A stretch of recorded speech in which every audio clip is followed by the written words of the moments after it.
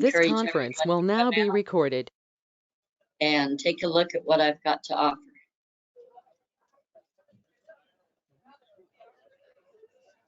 Sorry, everybody, you get to see me, you get to watch me eating tonight because I've been a little bit of a scramble all day. Hey, Curtis. Hello, sir. I actually have something I need you to sign that I have with me, but afterwards we can handle that. Are those all new pieces, Joyce? A lot of them are new within the last year.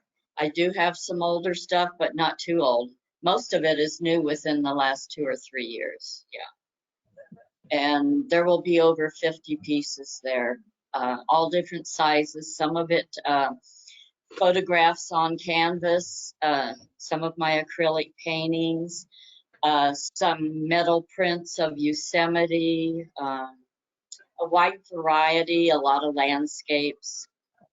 So some florals, some beautiful florals. I've got a few that I just recently had printed, and actually I've got more waiting at the printer right now. So it's a continuing thing, and hopefully it'll all be ready to go. I've got about 2 weeks worth of work to do, and it's starting to all come together. I'm kind of excited about it.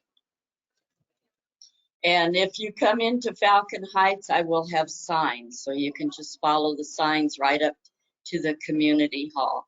Falcon Heights is off of Old Midland Road, and there's a big archway into the gated community that says Falcon Heights, the gates will be open.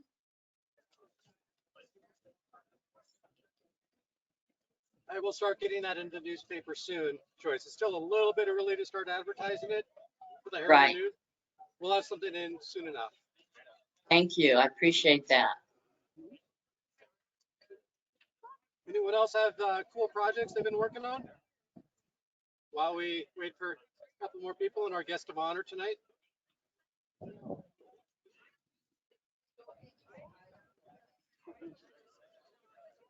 Well, okay. Looks pretty warm up there. It is a hot day.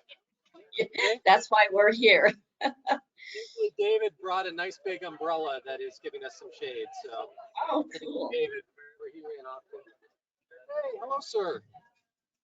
Haven't seen you in a while. Pull up a chair or a seat or something. Should I be in the shot or out? It is completely up to you. Welcome. How's it going? We so every month, and I mean everyone who's on our video call right now knows that's why we wait for our guest. Every month we meet here first Thursday, go over some upcoming events, announcements, and we always have a featured guest from the film industry join us. So tonight our guest is Taylor Morden, who actually just moved to Eugene. He's probably still unpacking at this point. And actually, hey, there's Taylor right there. Great timing. I was just mentioning you, Taylor. How's the unpacking process going? It's going. It's going. We're getting there. Well, thank you for joining us tonight, Taylor. Oh, and thank you, sir, for the drink. I appreciate it. So this is our monthly Klamath Film member meeting. Hello from the Falls Tap House in Klamath Falls. Nice outdoor tap house with some food trucks. So I don't know if anything's opened up in Eugene yet or if you're still on lockdown, but this is the one place where everyone can go outside and still get together. So. That's cool. And plenty of beer. So this meeting is an opportunity to kind of network, mingle, detail upcoming projects that we have. Thank you, Joyce, for detailing your photo exhibit. And every month we have a different featured guest. So our featured guest is Taylor Morden. Thank you for being here, sir. We appreciate it. Anyone who's attended our film festival in the last couple of years would recognize the name, if not the face. He's had films for the last 3 years or 4 years in a row in the film festival. 3, I think. Tutu Grande was in, and then Pick It Up Scott in the 90s in 2019. And then our feature film for our festival last year was The Last Blockbuster. documentary Yep. that Taylor about the final Blockbuster store in existence. That got picked up by Netflix this year, and man, the headlines, how international, right, Taylor? I mean, Yep. Europe, Asia, and everyone all of a sudden is talking about Blockbuster. Yeah, from Klamath Falls to all over the world. So we always start off these meetings with some introductions. We were just getting to that. So first of all, for those, I mean, obviously everyone here knows me, but I'm Kurt Lidke. I'm the executive director of Klamath Film. We're a nonprofit based here in Klamath that promotes and supports filmmaking. We have a ton going on. This summer, we are putting on our second annual Youth Film Fellowship, a week-long film camp from July 12th to the 16th. We're targeting specifically middle school and high school kids this year. So if you have a kid that's interested in learning about filmmaking, that'll be held at the Ross Ragland Theater. We also are actively helping several film productions. In a week, we're going to have a documentary film crew here from Los Angeles making a documentary about the World War II Japanese balloon bombs. We have several feature films that we continue to talk to that are planning to shoot here at some point this year. And the Klamath Independent Film Festival, our 9th annual film festival, will be happening September 17th through the 19th. We just closed on submissions for that this year. June 1st was the deadline. So our judges are actively going through our films, and we will announce our selections in mid-July. Taylor also submitted a film for this year. He has a film called Project 88, which we'll talk about. It's a very bizarre project, but very, very cool as well, involving Back to the Future. So, Joyce, why don't you introduce yourself? I'm Joyce Dickens, a local fine art photographer and acrylic artist here in Falcon Heights in Klamath Falls. And this is my husband, Howard, who is also a photographer. Hello, And Howard. he's got a lot more history than I do. Fantastic. Heidi, why don't you introduce yourself?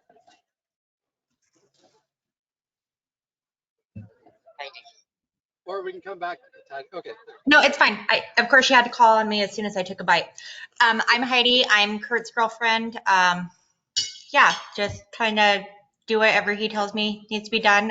Super interested in this meeting through, the last two films that you've done with the Blockbuster, and then Pick It Up Ska. And mother to an 8-year-old ska lover. So there we go. Nice.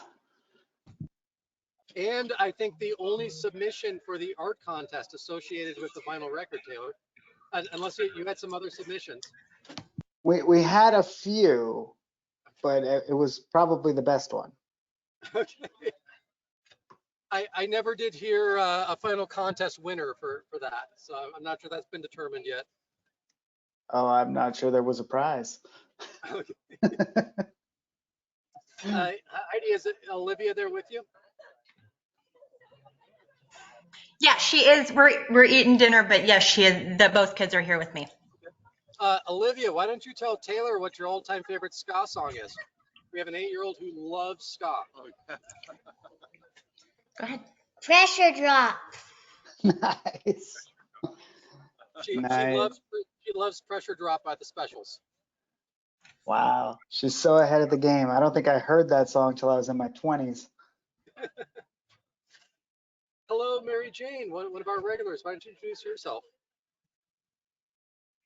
Hi, I'm Mary Jane and lived in Klamath Falls, outside of Klamath Falls for 11 years. Really loved the area.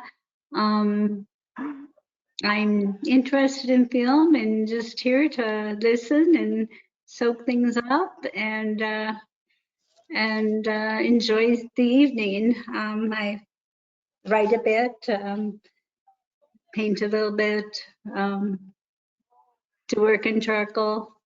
That's me. Thank you. Yeah. And Lori, and then we'll introduce the folks that are physically here in person. Yeah, I'm Lori. Good to see you again, Taylor. We totally geeked out about your ska video at the last Independent Film Festival, which was really fun. Or two years ago, I guess. But yeah, I was expecting to be serenaded with ska music coming to this meeting. I disappointed. I ran out of time. But I've been a Klamath Film member for a couple years now. I help volunteer and stuff. I also just like art and promoting creativity and art, and do some backstage work at the Ross Raglan. I did a follow spot gig with the Andy Gross performance that happened recently. So if you saw it, I was the one who was spotlighting, especially the first part where he cuts himself in half. That was actually pretty difficult to do properly with the spotlighting. But yeah, I submitted and got a film selected into KIF last year, The Puzzle, and I have created 2 more shorts and have submitted them. So we'll see if either of them get in this year. Thank you, Lori. Mark, why don't you introduce yourself? So I'm Mark Newport. I'm a professor up at Oregon Tech, just up the road. Anthropology is my background, and I do ethnographic film. I like doing films on built environment and urban planning in the Netherlands and things like that. And I also teach an intro to film class up at Oregon Tech. Students just watched their last film of the quarter today. It was Run Lola Run, a good film to end on. We literally take it from Broken Blossoms, D.W. Griffith, right, to all the way to Run Lola Run, and as many films in between as I can hit. So that's my background. Cool. Just confirming, did everyone on the video call hear Mark okay? Yeah. Yep. Okay, cool. Just making sure I have volume levels good. David, why don't you introduce yourself? Hi, I'm David Reed. I'm a retired Navy photographer. I've been with the group since almost the beginning. Served as vice president years back, board member several years. Actor, photographer, cinematographer, like lots of props and costumes, and try to help out with anyone else's production and help out make any films. And I've been in a few films, including Phoenix, Oregon, which was shot here in Oregon, in Klamath Falls. That's about it. Curtis? I don't know if I'm on camera, but that's okay. My name is Curtis Peoples. I am the current chair of Klamath Film. Finishing up my 2nd year. We'll be rotating out of that position at the end of the year, but I've had a great run at it. It's been a challenging last year and a half for us all around here to pull anything off, but it's been great. I'm also adjunct professor at Oregon Tech. I'm an archivist, a music archivist at Texas Tech University, full-time down there, and actually heading back to Texas next week. And then I'm planning on retiring here and working at the university and doing music. I'm also part of the Klamath Folk Alliance. We're planning a big folk festival right now coming up July 24th. And so I'm really getting back into music and those kinds of things as I get closer to retirement in Texas and transition up to Oregon, which I'm really enjoying it here. It's a lot of fun. I've met a lot of great people and can't wait to get back full time again. So Taylor, these meetings are very free form and very chill. It's an opportunity for us to share projects that we're working on and to hear from someone who's kind of been there, done that in the industry and whatever we want to talk about. So we normally started off with getting an idea of who our guest is. So musician and filmmaker, how did you end up getting into the film industry? Well, like you said, I was a musician first, am a musician first. Been playing trumpet for 30 years, so I should be better at it than I am, but that is what it is. But I played in a lot of bands since the 90s, off and on. And when you play in a ska band, there's like 7 or 8 people. Everybody gets different jobs, you know, in the band. Somebody's making the t-shirts, somebody's designing the flyers. And I always found myself working on the music videos. And so it was kind of a natural transition over the years of doing video like that. You know, once I could afford to get a camera of my own and do that, I would do videos for other bands. And eventually that led to paying gigs and then commercials. And then what I ended up doing then, I was living in Washington, D.C., and I had been a Flash animator when Flash was the king of the internet. Flash intros on websites, that was my main gig. And around 2009, 2010, Apple decided that wasn't going to be a thing anymore, and my job disappeared. But around that same time, the DSLR revolution was happening, and I could finally afford a camera that looked decent.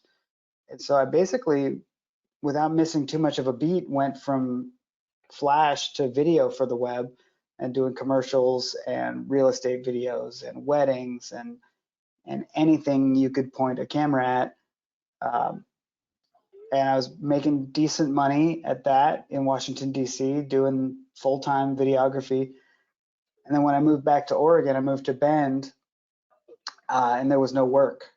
There was some work, but there were 20 other video production companies. They had it covered. They didn't want anything to do with me. I offered to come work on sets for free. Nobody wanted that. They said, go back to where you came from. And so I asked my wife if it would be okay. I had a little bit of savings. Could I start trying to do feature films? And she said, you can have 1 year and you can try to make a movie. And if you can make money doing that somehow, then you don't have to get a job. And I made a feature film that was 2016 and released it in 2017. And it made a little bit of money and I never got a job. I've been doing it ever since. Sorry to make you feel old. Oh man. And I am absolutely flabbergasted as to how we didn't know each other back in the 90s. Because when you moved to Eugene and started playing in ska bands, I was going to ska shows at the Wow Hall in Eugene, the all ages venue. That was kind of the place to go see the Cherry Poppin' Daddies, touring bands. There was always the Mad Caddies were coming through town like every couple months. Crazy Eights were a great Oregon ska band. And I'm sure I probably saw you play and somehow we never met. So that's we were definitely at a lot of the same shows. My first gig ever, like real gig, playing a real concert, not just at a friend's house or anything, was opening for the Mad Caddies at the Wow Hall in 1998.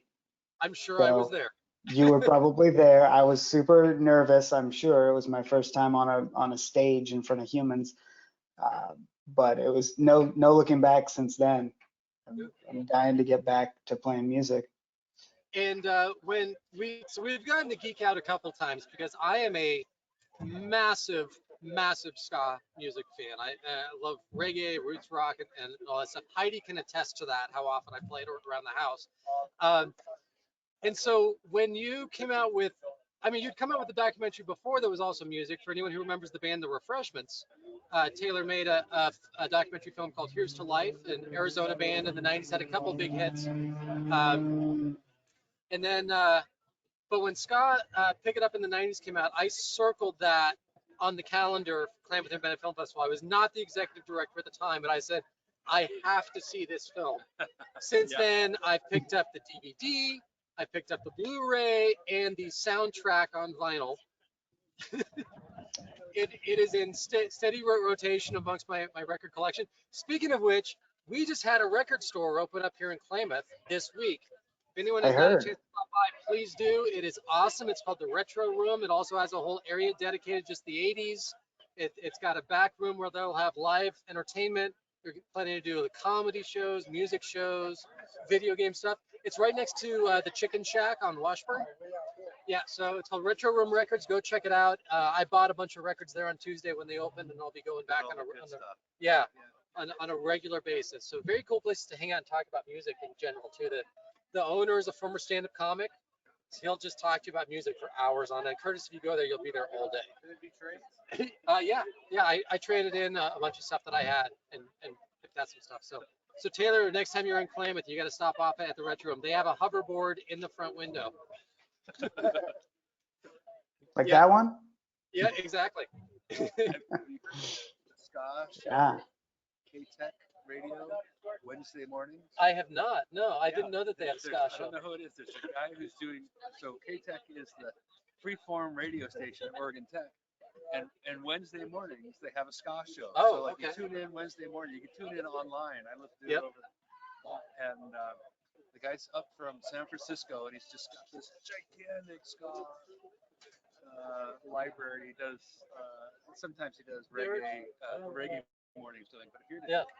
89.5 Wednesday morning. Wednesday mornings, 89.5 FM, and available online, an all ska radio show here in Klamath Falls. Oh, that's great. So, Taylor, run us through the films that you've done. You created Pop Motion Pictures after your wife said that you could. Well, that was my video production company back in DC. I just kept the name because I liked it. Okay. So I've had that as a company for over a decade now. But yeah, I started, I guess the first things I did, I've done a bunch of shorts. And what I typically end up doing is I enter the 48-hour and 72-hour film competitions, and then they come out pretty good. So then I enter those in regular film festivals and screen them around. And so I've done 7 or 8 of those over the years, and then 3 features. And so the first time that I heard about your production company was a short film we had in KIF called Tutu Grande. And then you had Scott pick it up in the 90s, which I think the big thing that I need to ask you about, because the documentaries that you've done really just hit so close to home. We talked about it before. You might as well have called them like with love to Kurt Liedtke, because Yeah. like you're hitting all the boundaries of my youth, man. So Mm-hmm. in fact, we used to shop at the same Blockbuster store at 18th and Willamette in Eugene. Yep. So you made a documentary about the band The Refreshments, and then a documentary about the revival of ska music in the 90s, and then you made a documentary about Blockbuster, the Mm-hmm. last surviving Blockbuster store. When you started it, it wasn't the last Blockbuster store. What has made you want to choose these specific topics for films? Is it just personal interests or opportunity, or a little combo of both? Well, with Blockbuster, it was definitely opportunity because I was living in Bend and there was a Blockbuster, and that's crazy. So, I mean, I wouldn't have done it if I wasn't interested, because you spend years and years working on these things, and if you don't love what you're doing, it would be torture. Because that one took 4 years from start to finish. But yeah, it's predominantly a nostalgia thing for me. I am stuck in the 80s and 90s, like a lot of people our age. And I guess a while back, I figured out that there were a lot of people who were also mentally stuck back in the 90s. And that's my tribe of people. That's who I connect with. And so I know how to make a movie that I would want to watch. And if there's some other people like that, then I'm all set. So that's kind of my mentality, is like, if I would be interested in this, then there's probably millions of other people just like me who would also be interested in this. Now that you have done that, have you thought about making a movie about that time period? Yeah. I mean, I have a long list of documentary topics that I would love to touch on. I haven't figured out how to narrow that down, what you're talking about, that time period. Well, like a drama or action or something. Oh, where yeah. time period is in that area. It's not documentary, like a action or comedy or drama.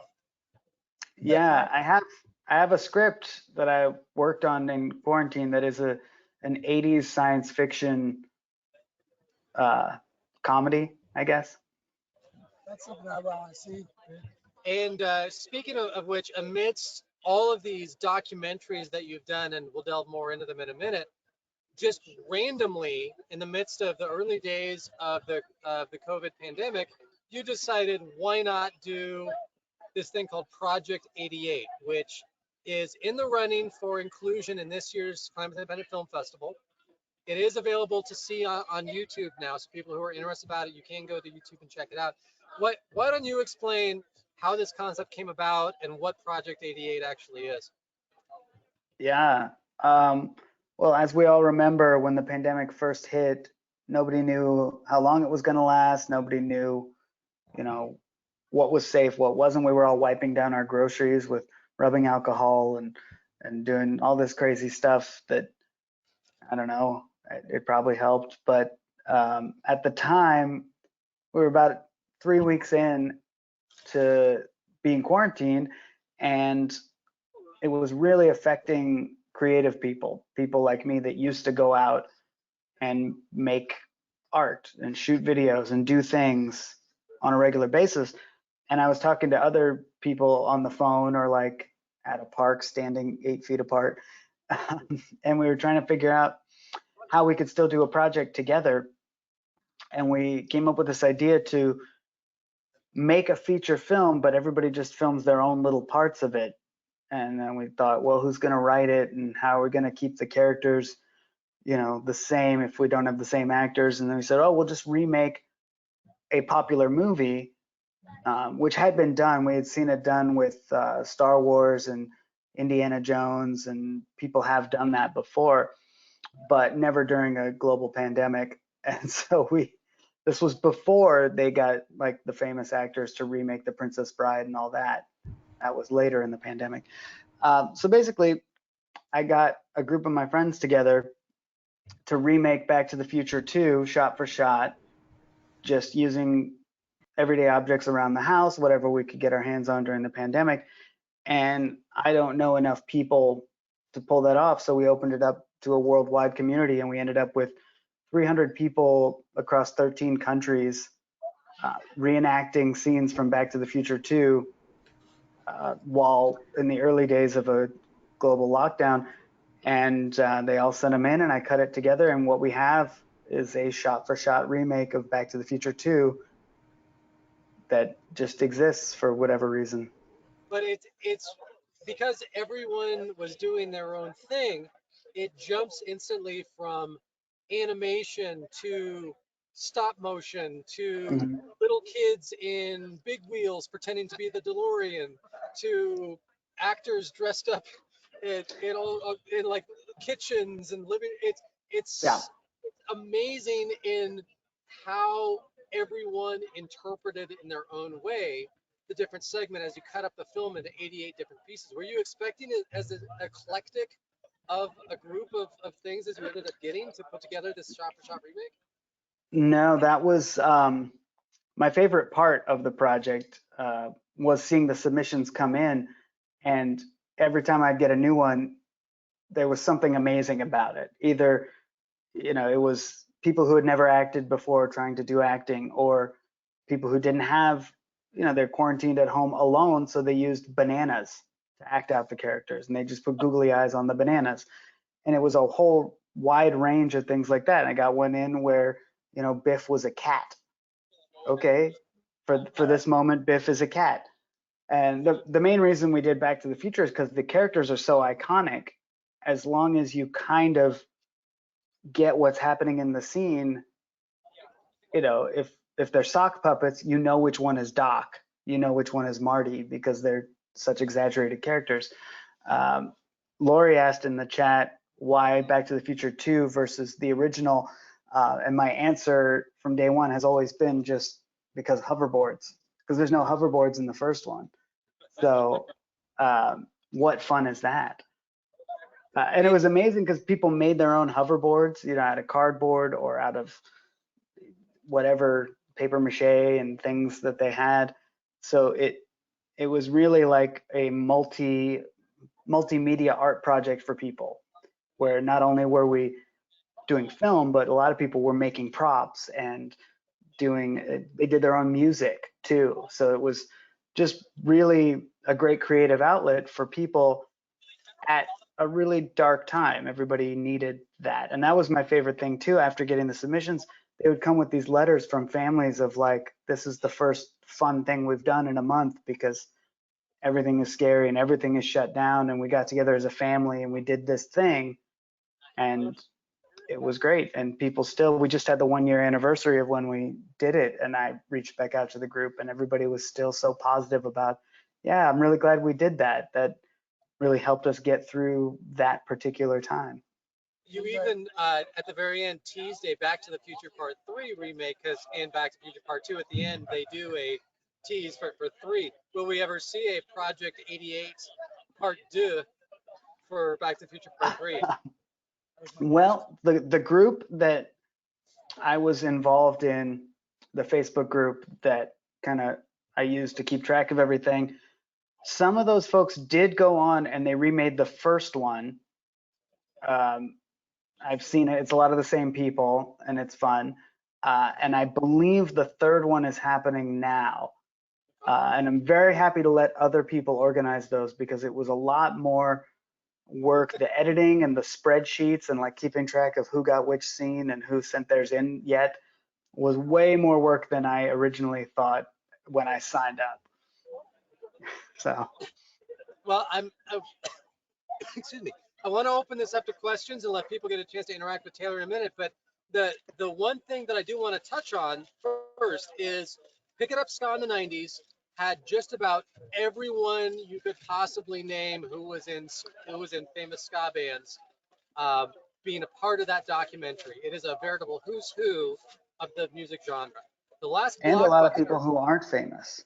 yeah, bands that should have been, bands that Yes. you and I know that should have been a lot more famous, and they were like Indeed. MU330 and stuff like that. Yeah. So the last blockbuster was a who's who of famous stand-up comedians. So you had all these famous musicians in one film, famous comedians in another. Inevitably, for those of us who are filmmakers, the big question is, how do you make those connections to get people to agree to be a part of your film? Well, it's very different for musicians and comedians, actors. They're different circles. With the musicians, I played in ska bands for 20 years and I knew a lot of those people personally. And if I didn't, I knew someone who knew them. That being said, I had only done one featured doc and it's very hard for people to trust you. Well, you know, when you're cold calling people or hitting them up on Instagram or whatever outreach method you can do, they want to know what you've done and, you know, which festivals you've won all the awards at and things like that. And so having not had much experience when I first started my first movie, you know, we got Alice Cooper in that and it was almost impossible. And it worked out, but you know, when you don't have a movie and you say I make movies, it seems like you're lying. You go and you say, "Oh, I make movies," and they're like, "Oh yeah, right. What have I seen it?" Now I can say, "Oh, it's on Netflix," and everybody's seen it. So that's a different thing. But yeah, when you're reaching out to people, it's a tough sell, and some people you have to build the relationship. You reach out, and it's like a conversation that takes a year for some folks. Some people are less guarded and they're just like, yeah, sure, it'll only take an hour. Great. Where do I sit down and where's the camera? So it's definitely different for everyone. But a big way that I go about it is I start close. I start with people I have access to, people I know or friends of friends. And then at the end of every interview, while we're packing up the equipment, we have a casual conversation about who else do you know who would be great in this movie? And everybody's so excited to name drop the people that they think should be in your movie. And that tends to be the way, because if it's coming from someone they know, the request, it carries more weight because they don't know me from anybody. Right. So some of the people that you had in the last blockbuster, Kevin Smith is in it, Paul Scheer is in it, Ron Funches, one of my all-time favorite comics, is in it. You even had Doug Benson make an actual visit to the Blockbuster store in Bend, and a bunch of others.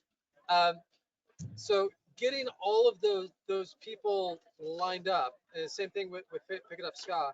I guess the other thing that people would be really interested in is how the Lost Blockbuster ended up on Netflix, because that film, obviously you've made other films that people have enjoyed, but nothing has gotten anywhere close to the exposure that the Last Blockbuster had. So how did that conversation have that ultimately, and how did that get initiated to where eventually a film that you made ended up being live streamed around the world via Netflix? Yeah, that question comes up a lot. It's the first thing most people want to know. It was actually a very traditional route. We signed with a distributor. They pitched it to all the streaming platforms. We had a few offers, and we went with the one that made the most sense for us. Um, we had initially, before we signed with the distributor, we had pitched directly to Netflix, Hulu, the History Channel, Discovery Plus, and Amazon Originals, and they all turned us down. Some of them, they'll say, we can't look at unsolicited material. You have to submit through an agent or a lawyer. And we did actually go back and submit through our lawyer because we had one of those. Honestly, anything to avoid paying 30% to a distributor. If you're going to get a Netflix deal, you don't want to give away a chunk. And they turned us down. Netflix turned us down twice, once before it was finished and then once after we were submitting a finished thing. Because from day one, we thought it would be hilarious if it ended up on Netflix. We talk about Netflix throughout the whole movie. They're not the villain, but they're definitely a character throughout. And so I thought it'd be hilarious. And we had our distributor, 1091 Pictures. They've been great to us. We told them we had pitched to Netflix and they turned us down. They said, don't worry about it. We'll do it our way. I think they talked to different people. They submitted, I think Hulu was interested, Discovery Plus was interested, and Netflix passed again for a third time. They passed. And then a week later, we got an email saying the Netflix buyer said he had a dream about it and how great it would be on their platform. And he's changed his mind and made an offer. And we were in the middle of negotiating with Hulu at that time. And we were just like, if they can, offer a decent amount, it wasn't good money, but it was the place for the movie to end up. It was the ideal home. There were two places it needed to end up. One was Netflix. The other one was at Blockbuster on DVD for rent. And we managed to pull off both, but it was very much, luck that the buyer for Netflix had a sense of humor and got it and got what the press release would look like. They were the ones who did that big media blitz where we were on Reddit and trending on Twitter and all that. That was Netflix's PR team. And so they clearly, they got the irony. Well, and that was a lot of fun for us to watch because that was months after we had shown the film at the Klamath Independent Film Festival and celebrated this film as not only a made in Oregon film, but in what is essentially an Oregon landmark at this point, the last surviving Blockbuster store in the world being in Bend, Oregon. And so we got to celebrate that and then afterwards kind of revel in seeing all of these articles pop up all over the world talking about Blockbuster store in Bend. And now I still see from time, I'm sure you track it. I have online. A Google alert. Yeah, all the people who travel from all around the world just to go to Bend, just to film themselves or photograph themselves in front of the Blockbuster store, like it's Mecca that they have to travel to at least once in life, right? Yeah, it feels that way. So I want to open this up to questions to other people. So the great response you got from Netflix, they're not regretting that decision, right? And now you have a connection with them. So as a reputation of something you could do is good, they're more likely to buy your next project, right? I don't know because the way, like I said, it was very traditional and it's through our distributor. So I don't actually have a connection at Netflix. I have to go through my distributor to ask Netflix a question or do any of that. I did resubmit my ska documentary to Netflix last week or 2 weeks ago because ska has been trending again in the news. There's like a #1 best-selling book about it right now. So I reached out to Netflix, but it was a cold email but I definitely put in the subject that it was another documentary from the director of the last blockbuster, because they know of me, but we don't know each other. So I don't Right. know. And I haven't heard back on that email either. So it's a tricky world with a lot of gatekeepers in the entertainment world. It's definitely difficult right now because theaters largely still aren't open, and so everyone turned to the streaming services. I'm sure they get bombarded constantly, but I'm I'm Yeah. glad to hear that you're trying to still work pick it up ska, because I can't praise that movie enough. Heidi can attest to how many times we've watched it in the house, how often ska is played around the house. I am so grateful to Tim Armstrong and the Interrupters in particular, and their growing popularity and helping to kind of reintroduce audiences to that whole genre of music. And I know you've played a huge part in that as well. So kudos. Anyone else have questions for Taylor that want to open it up to the floor? How do you handle the rights and clearances on the music you get from other people in your projects? It's difficult. It's probably the single most difficult part, especially on the music docs. On Blockbuster, we had a music supervisor who was very helpful, and we also had a composer, and it was all very low budget, but we did things the way you're supposed to do them. It was a lot easier. On the ska movie, we had spreadsheets and emails, and there were so many bands in the movie that we were able to ask everybody, do you have any songs that you own all the rights to that we can use? And a lot of people did, but because in the 90s everybody was signed to a major label and those contracts don't expire, we did have a hard time getting some songs. And there were some songs we couldn't get because we got some other songs for free on a favored nations deal, which means all the songs have to cost the same amount. So we'll give you our song for free, but if you pay $500 for another song, you got to pay $500 for our song, and you have to pay $500 for all the songs. So at one point, we were close to getting some other songs we wanted, but if they couldn't do it for free, the number had to be zero, because if the number was $100, we had 80 something songs in the movie, so that would have been an $8,000 $100 song. So it's difficult, and there's a ton of paperwork, but I can tell you it got easier having a music supervisor. If you don't have all the clearances, all the I's dotted, all the T's crossed, they won't even consider you unless you have it all pat down and proofed that you have all the rights to it. Yeah, so you need to have all that together. And then in documentaries, there's something called fair use, which means you have to hire a lawyer to clear everything that you don't have paperwork for under these terms. Like if there's a news clip that you're talking about and it sets up this news clip, you don't have to pay for that news clip, but you do have to pay a lawyer to explain why it's fair use. At least that's how the lawyers explain it to me. And then you take all of that together, and you have to get insurance before Netflix or Amazon or anybody will look at anything. And it's called errors and omissions insurance, and it's very expensive, and it's a necessary evil. But you have to have all of that in place. Then you have to get the insurance, and then you can submit to platforms and distributors. Wow.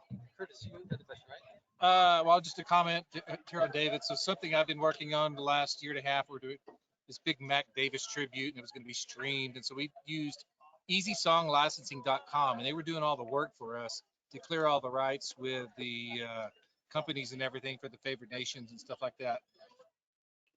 That's It's cool. sort of a one-stop shop, but at the same time, they were having some problems getting some permissions and things. We wound up bailing on the project for this past year for the streaming and with something else, but because it was just taking too long. But easysonglicensing.com is something I know a lot of people have worked with, and they will work on your behalf for a little bit of a commission, and they will do favored nations and things like that in order to do that. So there's some services out there that kind of work as a lawyer or something on your capacity. It's just a good cost.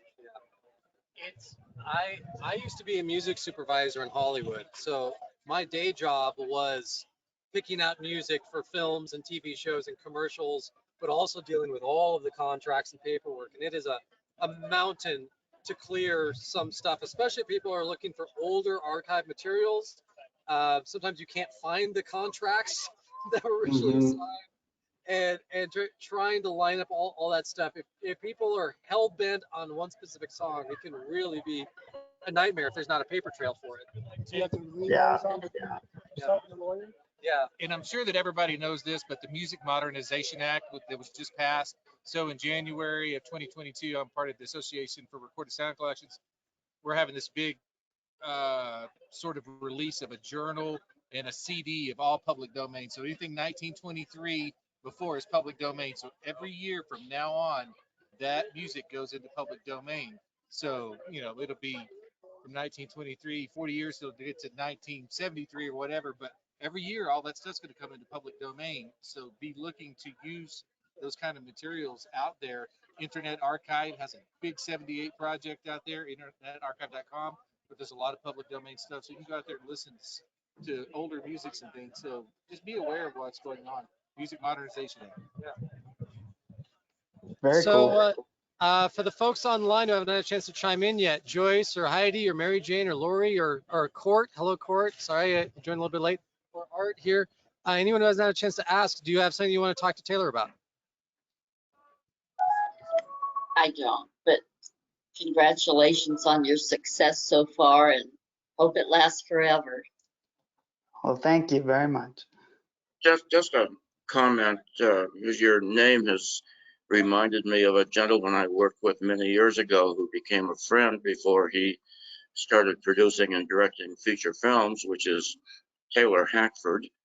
And we had some amusing activities in Hollywood, which would best go unreported at this time.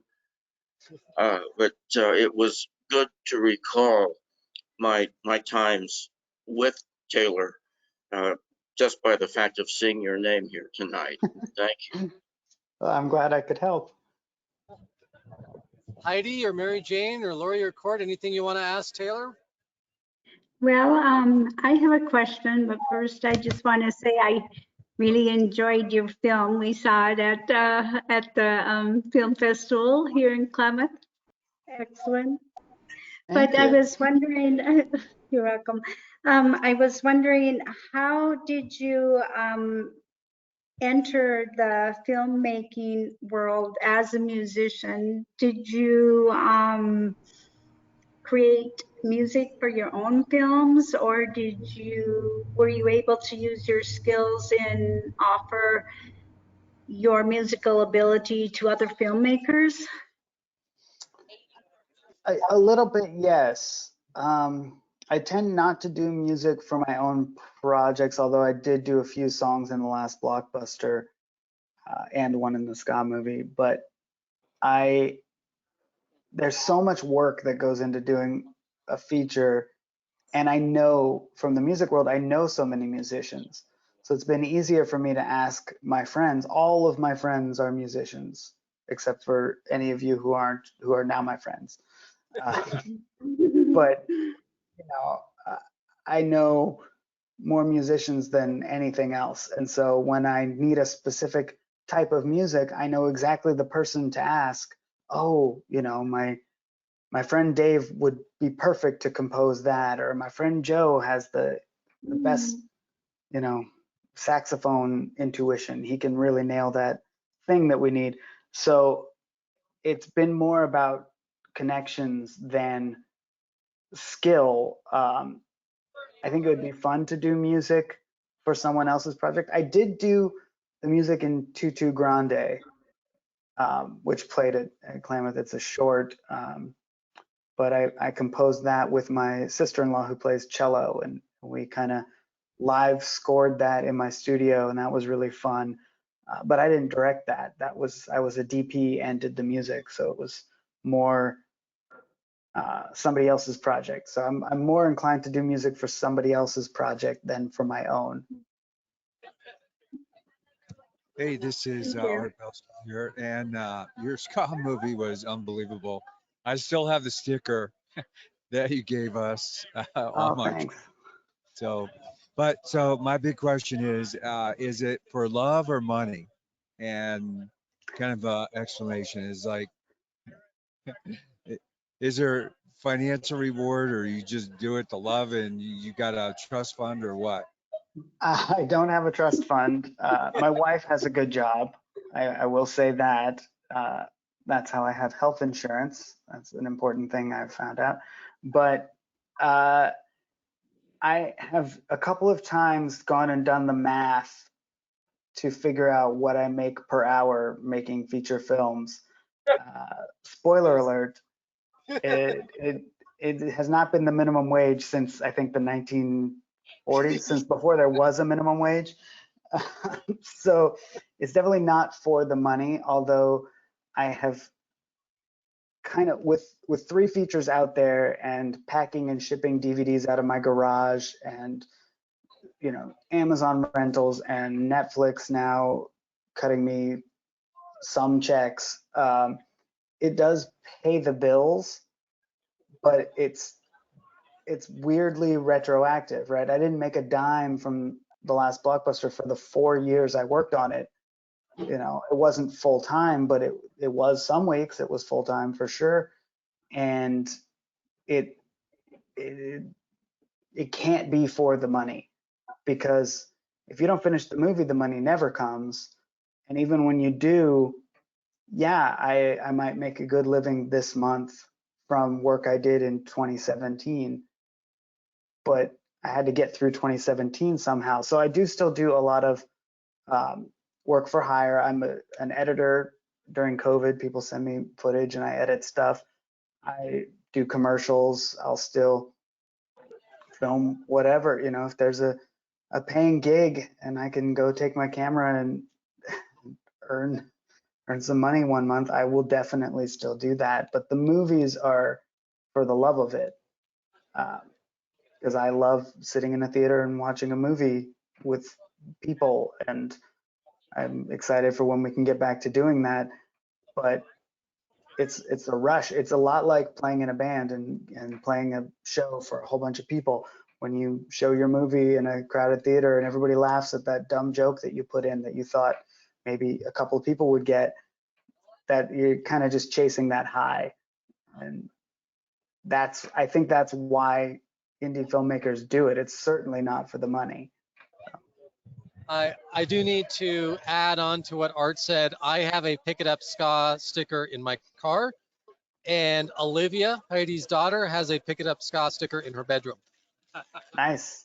I've got 5,000 of them in my garage. And we probably have a distributor in town if you still have some leftover soundtracks as well with the new vinyl store. So yeah, I don't. I kept like 5 for myself, and I'm waiting for them to go up in value. Mark, did you have a question? Sure, I'll ask it. So, I got a couple of questions. One is kind of, you've talked about the love of film and and the beauty of all the 88 different clips for Back in the Future 2. Do you ever find yourself sitting at the editing suite just weeping from the beauty of humanity? Just crying at what you're seeing. I find myself weeping at the editing suite, but not because of the beauty of humanity. Probably because it crashed after 10 hours of tedious work. There is that. Right? Not really. Every once in a while I'll do a project that is, like a fundraiser for a nonprofit that tugs at the heartstrings or something. But for the most part, the stuff I do is, dumb 90s nostalgia that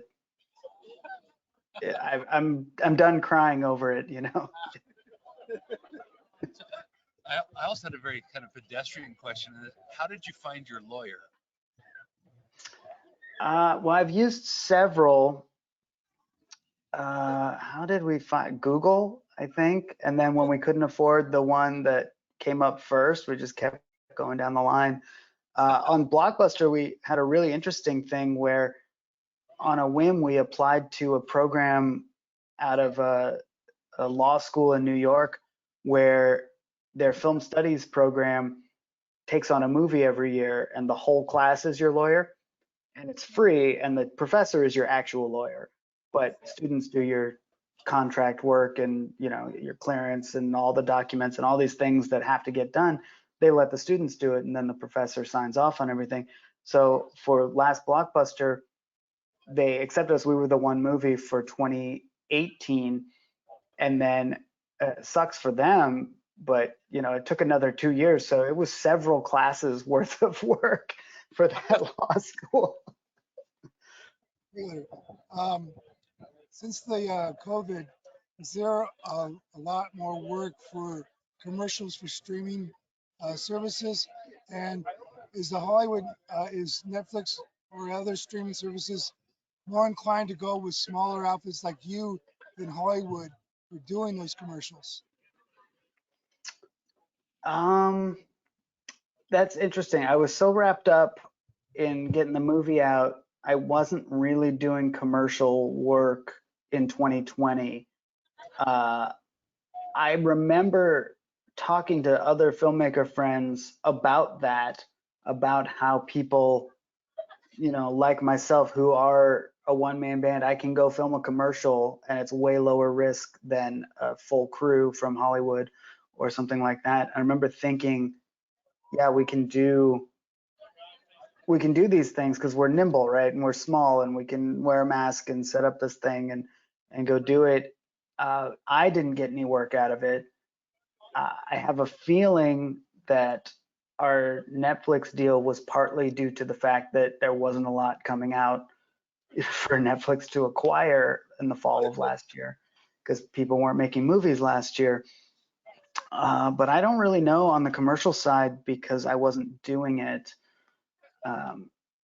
That conversation led to a feature that was shot in Bend last year that hopefully will be entering into festivals next year, based on that same principle of like, if 20 people can't be on set, how about 4?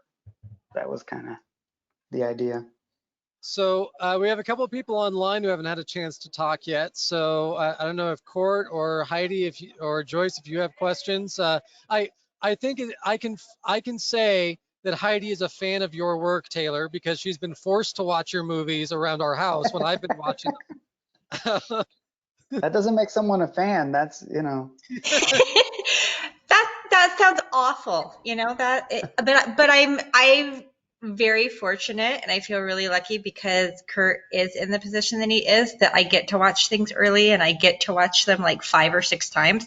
And so each time, but I mean, that whole 90s nostalgia and everything. It's so, we've seen Blockbuster a few times. We've seen the Ska movie several times and all of that. So no, it's been a lot of fun, and I am a fan. It's not some things it's like, oh crap, I have to watch this with you, but not your stuff. I will definitely say that. I look forward to that. Well, I don't know what the next one's like, so we don't know, but right now I'm a fan. That's fair. Well, Taylor, speaking of next projects, I remember for a while you were trying to work on some like sci-fi parody film. Is that still happening? Yeah, it's not a parody. It's an earnest 80s sci-fi throwback comedy with time travel and Hoverboards?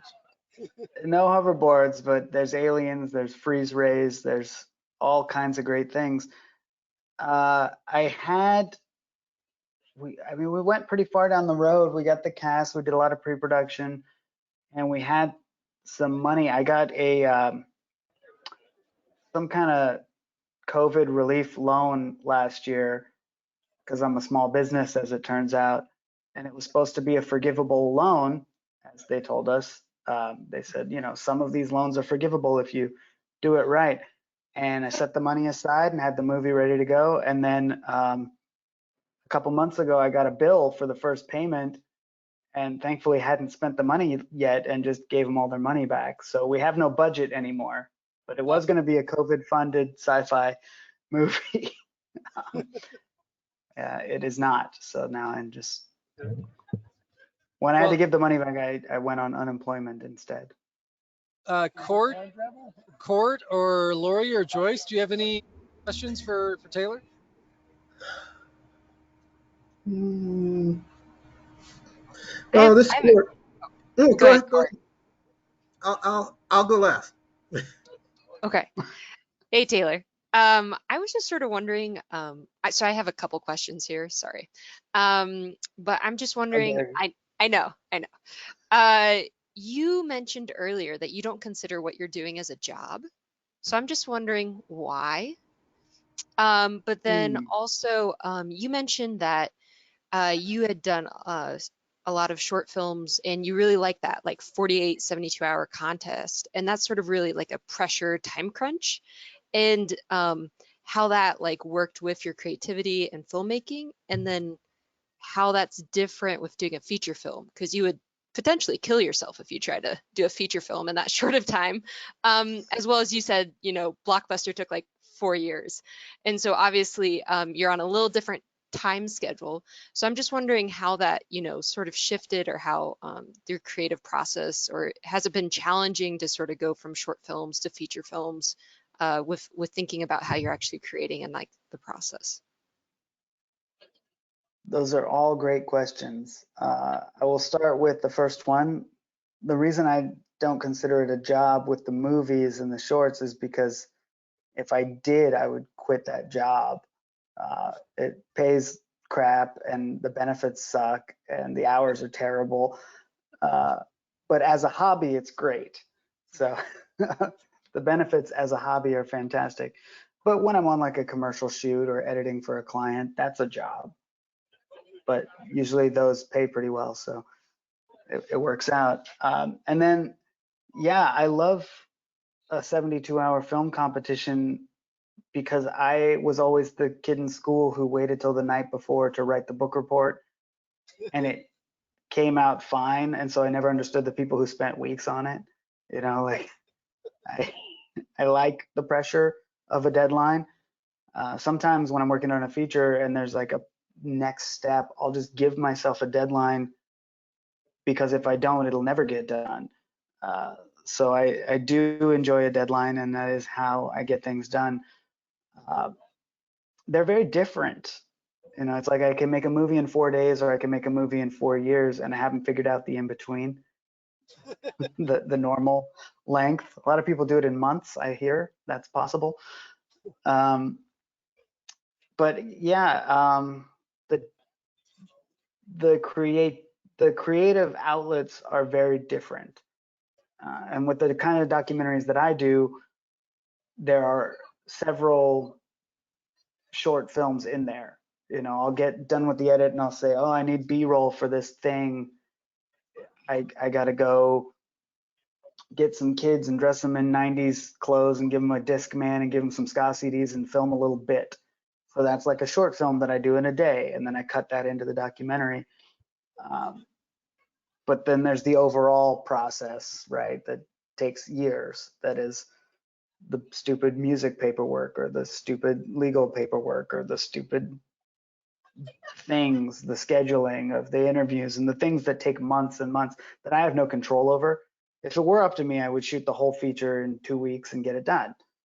But there are contracts for these movies that take 2 years to get signed through no fault of my own. So um, it's that balance. I do like working fast, and I do like the pressure of, oh my gosh, I got my instructions for the film on Thursday and I have to finish it by Sunday, or else I can't win this contest, and the prize is just a bumper sticker, and it doesn't matter, nothing matters. But I like the pressure. I like the competition too. I love a good film competition so I can win. I'm a competitive person.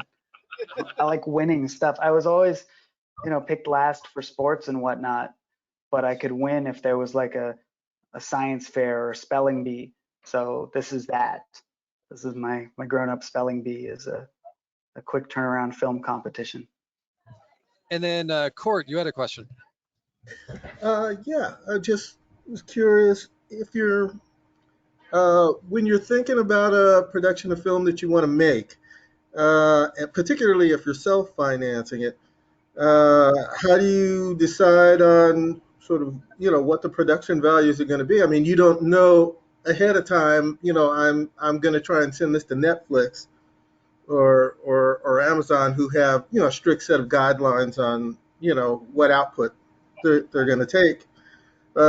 So how do you come up with that and say, well, okay, it's going to have high production values, it's going to have low production values, whatever. Yeah, that's a great question, and I don't know going into things.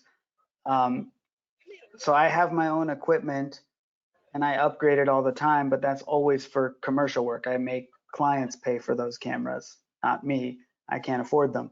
So from a production value standpoint, I'm always trying to have the best production value, but I never do. I'm always like 3 cameras behind, or I've still never really had a professional cinema camera. They're hard to use, but for my features, they were all funded via Kickstarter. I mean, self-funded at first for the first couple of $1,000s, but after that, I don't have any money. So I put them up on Kickstarter, and basically you let the audience decide what your budget is. If it's very popular on Kickstarter, then you raise a lot of money, and then you can spend that money to make the movie. It's like you've pre-sold DVDs or something. So for my features, for my 3 features that were funded on Kickstarter, that's how we did it. We put up a little money up front, started production, and then when we ran out, we went to Kickstarter and said, here's what we started doing. Are people interested in this? And when, if you raise $20,000, you have a $20,000 budget. With the ska movie, we raised over 100. So we got to make a vinyl soundtrack and do all these crazy things because there was an audience for it. I would never have self-funded a $100,000 documentary about ska. That's insane. But other people decided that that should be the budget. What I've loved about your films beyond the content, because obviously it hits very, very close to home for me, are the happy accidents that you include in the film. Lori posted in the chat just the word Tony Hawk, because you have Tony Hawk appear in Pick It Up Scott, and all he says is, "You're welcome." And that's his entire content in the film. In the last blockbuster, Yep. you have guys where it seems like you're interviewing them having no idea that their first job in their career path was actually working at a blockbuster or working in blockbuster commercials, and somehow that just randomly came. Remember, Jamie Kennedy was talking about that. I'm not sure if you just played that out in the editing, or if there was actually true where you set up an interview and then found out, oh, by the way, he was actually in all of these blockbuster commercials. But those little happy accidents really humanize the films, and I love that aspect about your work, that you don't have the brevity to say, like, no, this has to be clean and perfect. Like, I'm willing to have like these little happy accidents of be included in the final product. Yeah, in Blockbuster, a lot of that was our editor. It was my first time working with an outside editor, and he was amazing. And he put all that stuff in the first rough cut that he sent to us, and we watched it. And I mean, I would never have left those things in because they're embarrassing. They're my mistakes, right? But from a story standpoint, it works, and it's a little bit my journey of making the movie is in the movie, because you can see those moments like, oh, we found out Jamie Kennedy worked at Blockbuster. We just thought it was funny that he had played a video clerk in Scream, and he's like a 90s rental movie icon, so he'll be great. I had no idea that's a real thing. That moment where he says, "You didn't know that, did you?" We put that in the movie because I didn't know that. And the same thing, with the ska movie, I like leaving in the weird bits and the in-between bits, because every documentary puts the good bits in, right? They put the compelling answer to the interview question in the movie. But you do start to see it. You see it now and again. They'll show like the outtakes or the setup shots or things like that. That's becoming very popular. Every HBO documentary, when the person's introducing themselves, you see them come and sit down in their interview chair, and that's totally staged. They make them do that a few times and they get the one that looks good, but or you'll see them like taking their microphone off and leaving when it's supposed to be dramatic and all that. So that's becoming a thing, but I just like how it's not boring. I hate boring stuff. So if it's more funny to leave the accidents in, let's leave the accidents in.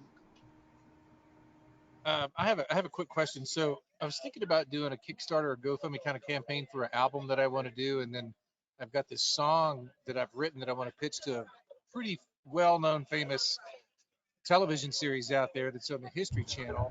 The song that I wrote, but I was reading an article the other day that these Kickstarter GoFundMe campaigns, the IRS can now come after you for taxes on that you're raising money, that's income. Have you encountered any problems with taxes because of Kickstarter or GoFundMe?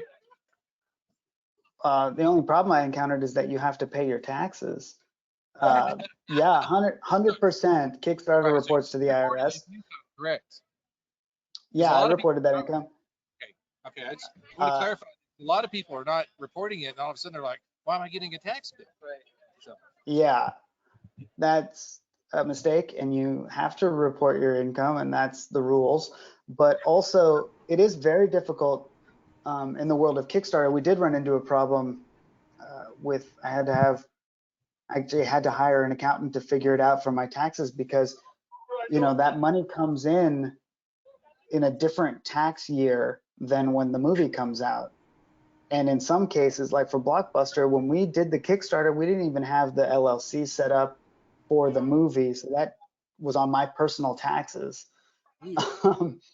And then the expenses I had to claim, you want to match if you raise 30,000, but you spent 30,000, then you don't have to pay taxes.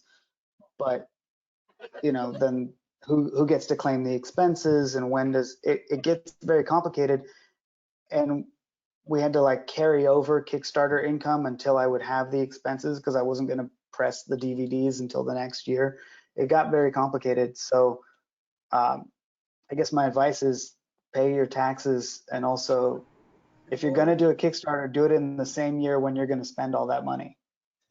Good point. I was also going to ask, are you available for session work for trumpet playing? Yes. Yeah, I do it all the time. I'll get with I'm Kurt on just that. getting my studio set up, but Excellent. It's so easy to do these days. Yeah, that's fine.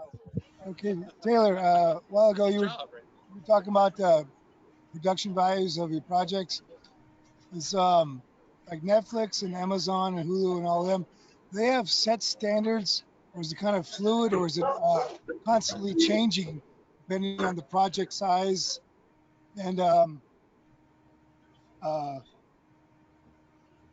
do you research that after you finish shooting, or do you go in before you even start shooting to what their standards are, or you just kind of do the project and then try to find who's going to take it there and accommodate their standards after that?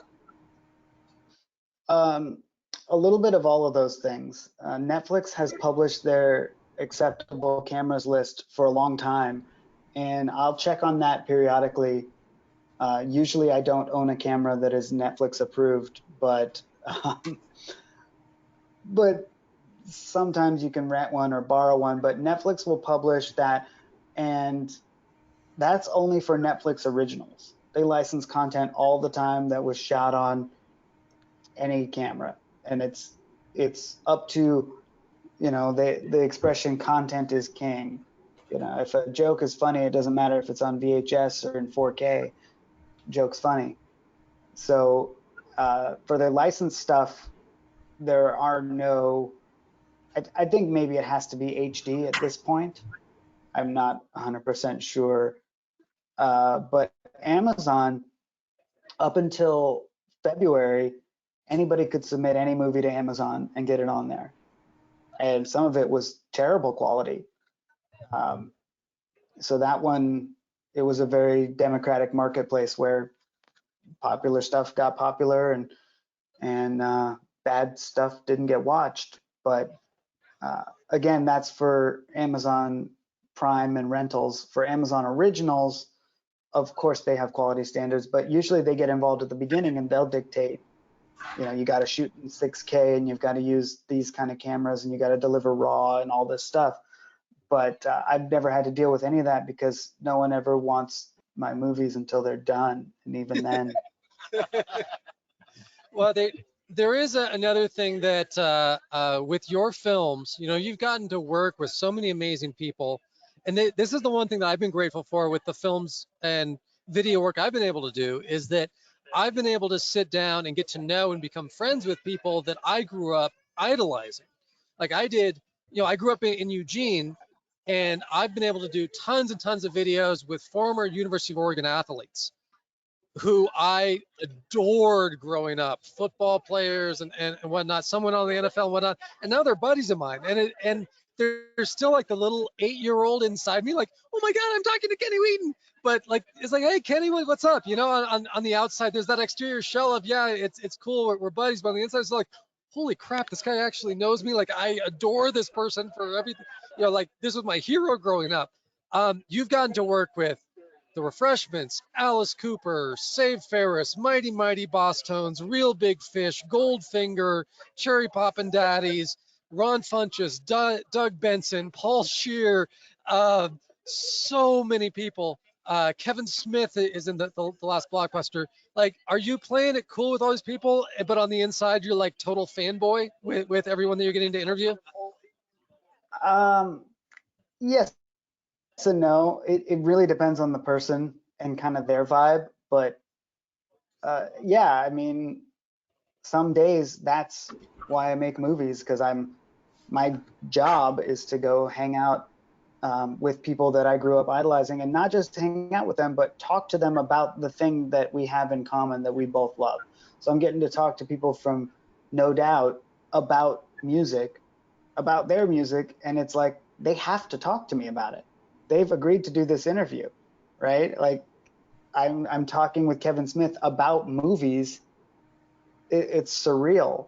And there is that thing like where some of those people are my friends now, or I think they're my friends. They don't think I'm their friend, but it's very one-sided. But you know, the fact that I can send a text message to Doug Benson and hear back, that's cool. I like that. But you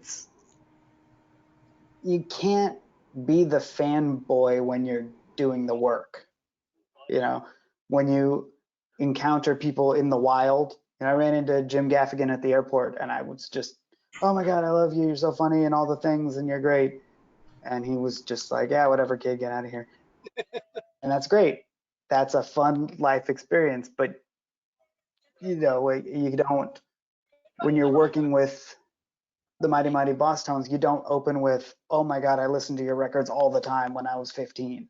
That's not an appropriate way to start an interview. So a lot of times it doesn't come up, or it'll come up at the end of an interview, which can go one of two ways. Sometimes I let it slip that I'm such a big fan, and you know, I'm really grateful. With Blockbuster, we got to ask for autographs because the autographs were for the store. They went on the wall at the store.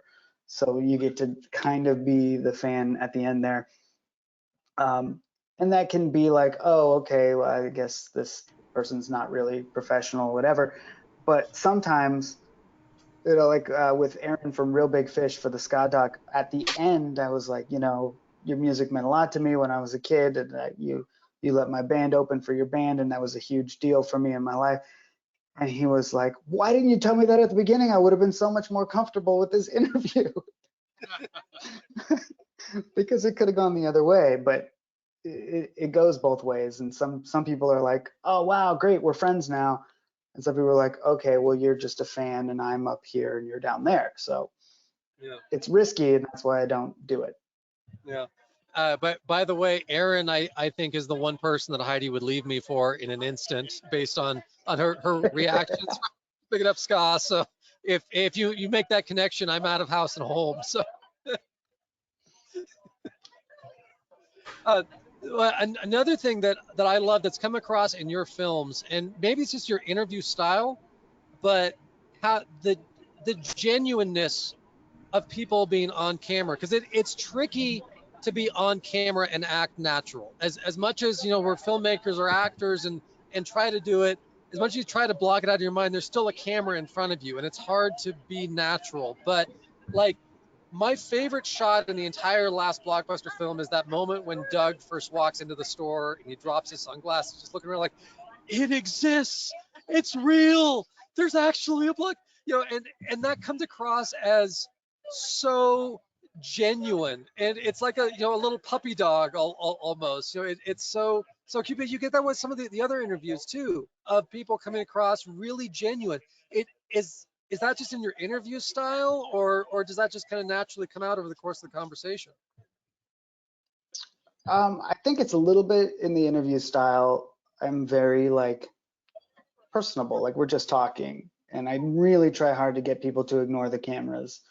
That's like the goal. You know, you sit down and I say, okay, we're just gonna talk. Don't mind these cameras. You and I are just gonna have a conversation, and then, you know, there's warm-up questions, and there's the whole thing. You know, you interview people, you've done it, you get it. But it's also a lot in the edit. It's finding those moments where it's genuine and where the people are gonna come across, I like to use the word endearing, like where you feel like they're real people and we're connecting. And a lot of that also comes down to the subject matter. Like, I'm talking to people about things that make people light up. Like when I talk to people who used to be in ska bands about what it was like to be in a ska band, it's their favorite thing to talk about. You know, when you talk to people about renting movies when they were a kid and they realize that they haven't done it in 20 years, like that's, oh man. And it's pretty easy to forget about a camera when you can make somebody go into their imagination and remember stuff, because then they're up here, they're not here. So I think a lot of it has to do with what I'm talking to them about. Well, and that nostalgia thing kicks in. Like you really touch on it well in the last Blockbuster, because like it's been what, maybe 20 plus years since that Blockbuster at 18th and Willamette in Eugene shuttered, but I can still vividly remember the aisles, where everything was located, the smell of it, and you detail in the last Blockbuster what Blockbusters smelled like and how nothing else smelled like that, like stale popcorn mixed with like fresh pressed khakis and flop sweat. like I love that aspect where you fully recognize the nostalgia that's in your films and you don't shy away from it. You're like, everyone remembers this, let's talk about how we totally remember this. You know, give a couple of nudges like, oh yeah, that nothing did smell quite like a Blockbuster. That's right. Yeah. Yeah, I think with Blockbuster in particular, it's for me, a lot of that came back. That's my experience. The reason, if you've seen the movie, we hand everybody a VHS tape. That's because when I picked up a VHS tape for the first time in 20 years, I felt something. So I knew other people would too. When I first went in that Blockbuster in 2016, the smell was what took me back. It doesn't look the same as the one in Eugene looked, but it smells the same, you know? So that sense memory just is what connected with me. And like I said, I make the movie that I would want to see as someone who likes pop culture and nostalgia. So if holding a VHS tape and smelling a Blockbuster are the things that resonated with me, and I put that in the notes to the editor, like, make sure we do this with the thing and put the smell part and the tape part. And he's like, I guess we'll try it.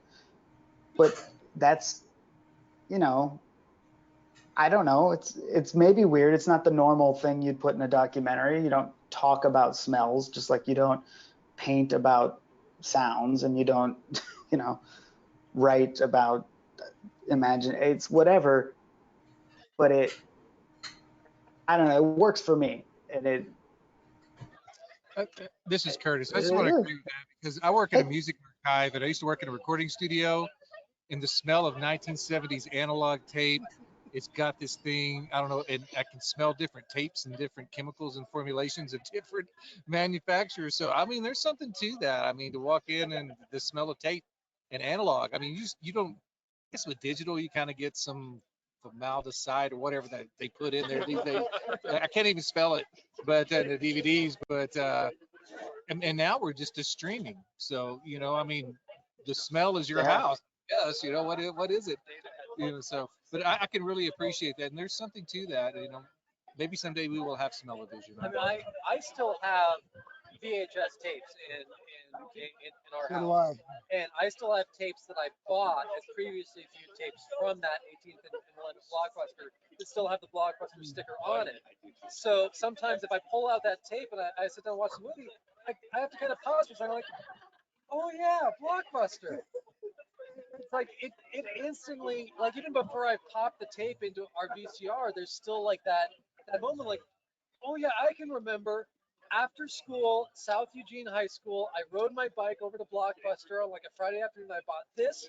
I rented a Nintendo game, and then we got like a pizza next door at Little Caesars. I can like pinpoint exactly when I picked up that movie because it has that Blockbuster sticker Then we still on become it. grumpy old analog dudes. Yeah.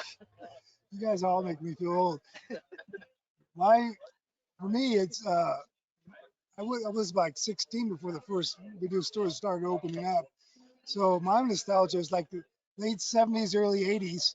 So would you be able to do that same type of conveyance of sense, like the mall in the late 70s and early 80s? Is they didn't have like video rentals till like 1983 in my area, and so you guys are all going up. The first memories of Blockbuster, mine was the mall. Right. So, Yeah. the leather from Wilson, popcorn, and all the other stuff you see. You smell the mall as you come in from the parking lot.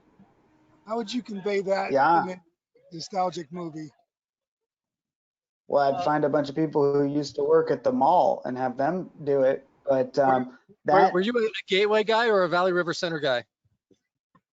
so yeah, I was just about to bring that up because I, just moved back to Eugene a week and a half ago, and one of the first things I did was go back to the Gateway Mall, which because I lived on the Mackenzie River, that was the close mall for me. I could ride the bus to it. It took an hour, but I could ride the bus, and that they had a movie theater, they had an arcade, they had, it was a mall. It was a mall-ass mall, and it definitely had a smell and a vibe and all the things, the terrible lighting, and a long walk from the end that had the Sears to the end that had the J.C. Penney.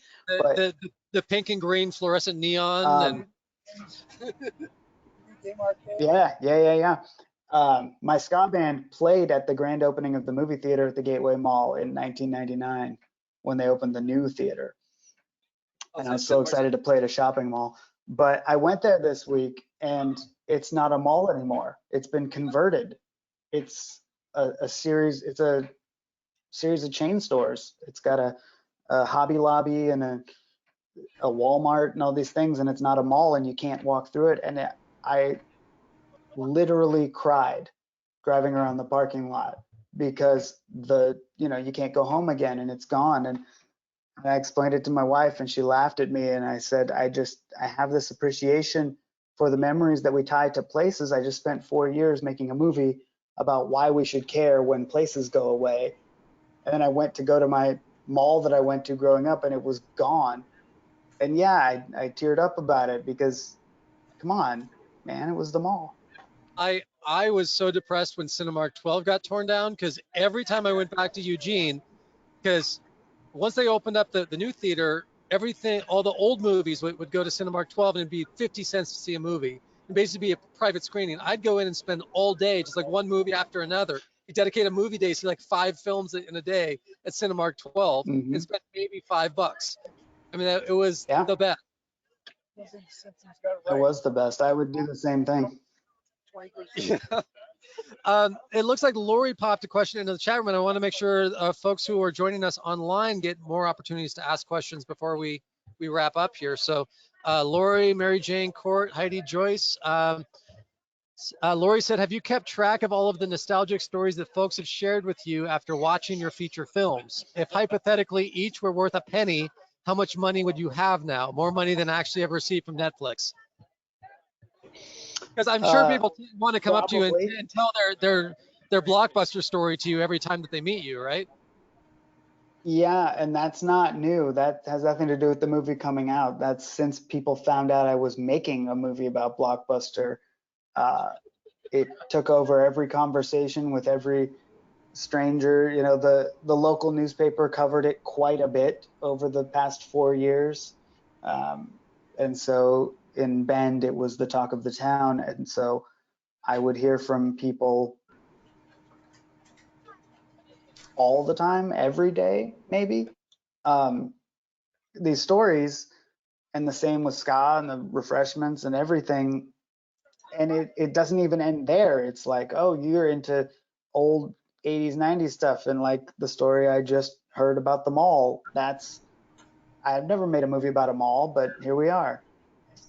So I get these stories all the time, and I kind of love it. It's kind of the best part of doing this, because we're all so connected. And you know, I don't watch sports, so I don't have connections with people about sports, and I don't go to church, so I don't have connections with people about religion. What I have is nostalgia and pop culture, and so it's a big deal to me to get to talk about Blockbuster Video with everyone I meet. That's like one of the perks. So I don't think I'd have more money than I have received from Netflix if it was a penny, but if it was a nickel, if I had a nickel, that would be more. So Joyce or Heidi or Mary Jane or Court, do you have any other questions? We've got maybe about 20 minutes left before we start wrapping things up, 15, 20 minutes. Thank you, Taylor, by the way, for being so gracious with your time. Thank you very much for this. This has been very enjoyable. Oh, You're Joyce, very welcome. It was this or unpack more boxes. I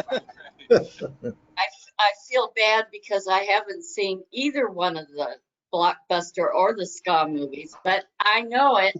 Forgive me. It's on my to-do list.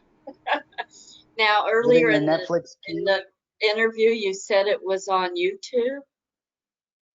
Project no, the Back to the Future project is on YouTube, so you can watch that now. And if you have Netflix, you can find the last Blockbuster. I don't think, is Pick It Up Ska streaming anywhere? I thought I maybe saw it on Amazon, or am I wrong on that? It's on Amazon. Yeah, it's on Amazon. And the Refreshments movie is also on Amazon. And they're all available on DVD. Some of them are available on VHS because I'm cool like that too. I haven't figured out how to get things pressed to Laserdisc, but if I could, I would. Beta? Betamax? I could make, if I can find a working Betamax recorder, then I will make Betamax. I make the VHS tapes one at a time at my house, you know, in real time. That's how you make VHS. So it's definitely, if I can find a working Betamax player, I will put a movie on Betamax for sure. So Taylor, as we're sitting here talking, and I want to reinforce, what a great conversation, and you're so gracious, and thank you so much.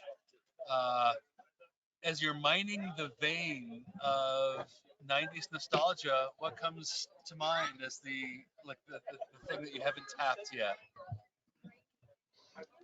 I don't know. I mean, there's a million more music documentaries. The 90s was, in my opinion, the heyday for music, but that's just me and everyone else my exact age. So there's that. There are a lot of movies to be made about things that we haven't remembered, that we forgot. You know, sometimes you'll think of something and be like, oh man, I haven't thought of that thing since it was around. You know, it's like you remember that you forgot it. That happened a lot with Blockbuster. Is we would tell people and everyone had forgotten to miss that experience. That's the real gotcha. I haven't figured out what the next thing is that we don't remember, but when I get there, That's what I'm excited about. Is the thing that we've forgotten that we forgot.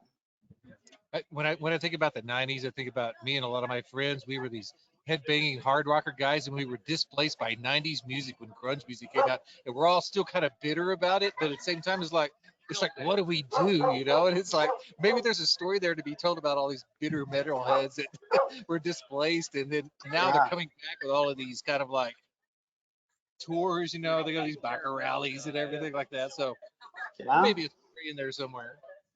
I'm buddies with. Yeah, we'll center a whole documentary about the time Metallica cut their hair short. You guys remember that? They're now called Steel Panther, but I was buddies with them when they were called Metal School. And they would perform every Monday night at the Key Club on Hollywood Strip, and basically just 80s hair metal covers, doing every cliche of it over the top. So it was like a Weird Al thing, but they were also like even better than the original bands as far as like playing the songs. So it'd be like Monday nights, but the place would be packed to the brims.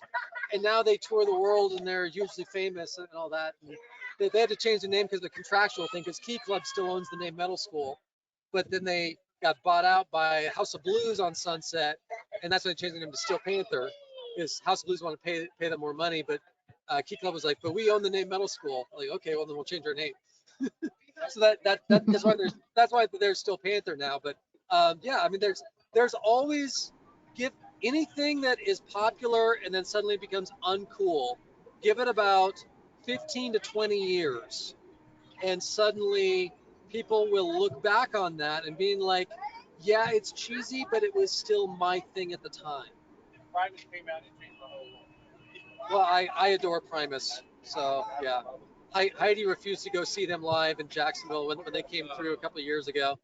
Man. I had tickets. I had 2 tickets. I had to take a coworker because Heidi did not want to go see Primus. I'm like, come on. I know it's weird, okay? I realize it's weird, but it's Primus. I also think that was like 100-degree day, wasn't it? So like I tap out when that happens too. So yeah, I've never seen Primus live. That's a big regret. Yeah, I missed them. They had the new Titans on the fly. It was a public interview.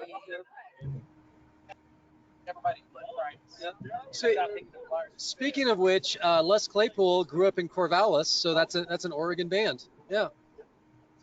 So we're coming down to maybe about 10-15 minutes left. Taylor, thank you so much for the time. But if anyone has any final questions, let's kind of make sure that everyone gets a chance to chime in before we call it a night. But this has been really informative and really entertaining.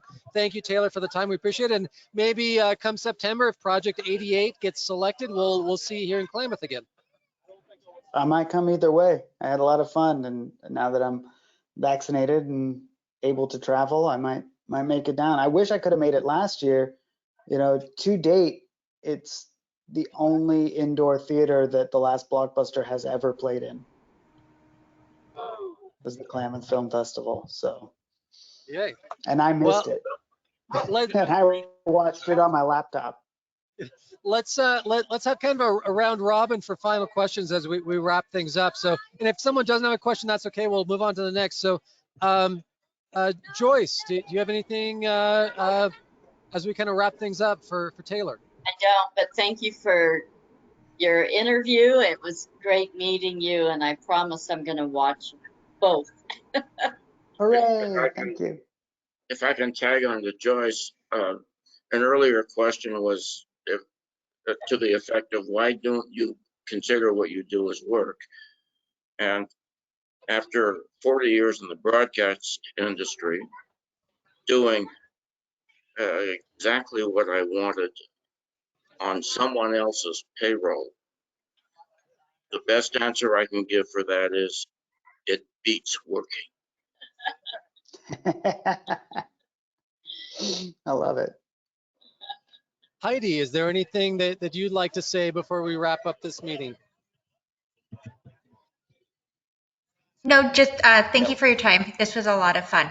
So thank you. You're very welcome. Mary Jane, do you have a question before we wrap things up? No, I don't really. Just wanted to again say that I thought your film was great.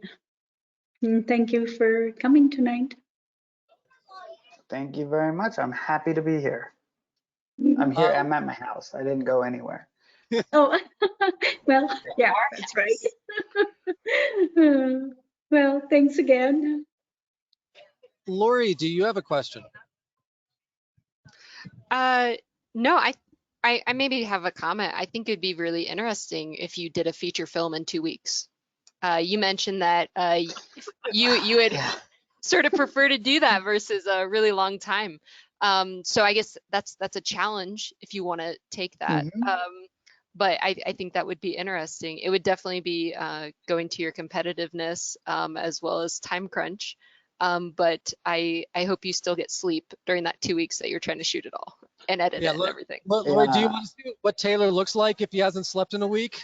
Have him do it for 2 weeks. Yeah, when I do the 72-hour films, I don't sleep for 3 days, and that's enough. That's intense. Yeah, I don't think it's possible with all the dang paperwork. You know, I could make a feature in 2 weeks, but it would take me 2 years to put it out because of it's stupid. I wish we could all just be creative and make things for fun and nothing mattered, but here we are. Totally. Well, thank you, Taylor. Courts, do you have a question? You're welcome. I don't have a question, but I too thank you for being here. If you do decide to make a film in 2 weeks, call me because I'll come down and make a film of you making a film in 2 weeks. That's the movie right there. Yes. Yeah, sometimes I just want to do things because the documentary about it would be good, but I don't want to live through the thing that makes the good documentary. Yeah. I'm like you, I want somebody else to make a movie in 2 weeks and I'll make the movie about that. So if any of you want to do that, we should chat. So my last question, Taylor, this is Mark here. So clearly the paperwork of the contracts is the worst part of the process. Yeah, absolutely. So for you, what is the best part of the process? What really sort of keeps you fired up and going? What are the moments that that sort of keep you alive? Well, when it's with the documentaries, it's those interview moments where we forget the cameras are there and I'm just talking to somebody and we're having that connection about a thing that matters to me and matters to them, and you know, it's that human connection. That's the best part of making it. The actual overall best part comes at the end when you sit in a crowded movie theater and somebody laughs at your dumb joke that you put into a documentary for your own self to think is funny, and then people respond. That's the best part, is being able to experience it with other people. 2020 was kind of rough. I didn't actually get to do that with the last blockbuster. It's the movie I've made that the most people have seen, and I have not experienced it with other people except at a drive-in where I was in my own car and couldn't hear or see anyone. So when you watch a film in a theater, or watch your film in a theater with other people, do you sit in the back row or in the front, or like, do you try to hide, or do you let people watch you watching your own film? I pace nervously around the back and leave and go talk to the person selling popcorn, and then come back when I think something might happen, when people might laugh or clap or something. And then I go back to the lobby, and then I buy popcorn, and then I walk back in and check on the movie, and then I pace around some more. I'm very nervous energy when people are watching a movie I've made. I've never actually watched the movie on the screen. I'm always watching the people. Taylor, you mentioned that you sell DVDs of your work. So how do I order some of your work that you've done that's you're able to sell right now? Do you have a website? Yeah, I have a popmotionpictures.com links to my first two movies, and the last blockbuster, we have a DVD distributor, so it's available at Amazon.com and Walmart.com. But the best place to get it is at bendblockbuster.com, where they actually ship it from the store, and it comes from Blockbuster Video. But yeah, the first two are on their own websites, but it's all linked at popmotionpictures.com. Curtis, do you have anything you want to add? I'd just like to say just thank you. This has been a very interesting and engaging conversation. It's fun.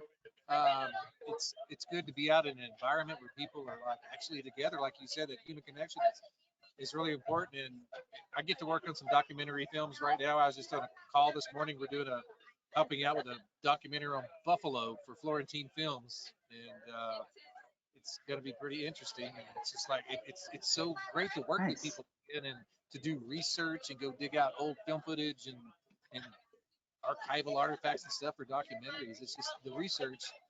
To me, that's the biggest fun part of it, you know, and bringing it all together. But once again, just thank you for being here this evening, and we look forward to seeing you hopefully in the near future. Yeah, can you pop around so I can see who's talking? Because there you go. I'm gonna run into you at the festival, and you'll be like, "We talked for 2 hours," and I won't remember because I didn't see you. Okay, there you are. Well, and Taylor, I should also say that there are several judges for this year's festival on this video call, so feel free to bribe people with any sort of ska things that you may want to send people's way. Yes. I will fully admit I am easily bribed. Oh, okay. So I have a question. This is Curtis again about this stuff. So I'm developing a course right now where I want to do a history of the Pacific Northwest music, and would that video be something that I could be able to show to a class as part of the requirement if it was put behind like a firewall with a password or something like that? Yeah, I think so. I don't know. Yes, I mean, I think I'm in charge of that. We don't have a distributor, so sure. I don't know. With Blockbuster, they do. They have to like license it for school use or something, and I don't understand any of it, and I don't think I get paid when they do that. But with the ska movie, yeah, for sure, no problem. So Taylor, I know I have a favorite moment from all of your films, and it's I mentioned earlier, it's when Doug first walks into the Blockbuster store, takes off his sunglasses, and looks around with his jaw on the floor, like, oh my God, it actually exists, it's real. It's such a cute, genuine, and honest moment. Do you have, across all of the films that you've worked on, do you have a favorite moment or a favorite shot in all of your films that you always look back on, like, yeah, I totally nailed that? Yeah. No, I don't think about them. Once they're out the door, I don't watch them. I don't, when I see them in the theater with people, I like the jokes. I like when people laugh, but I don't watch them.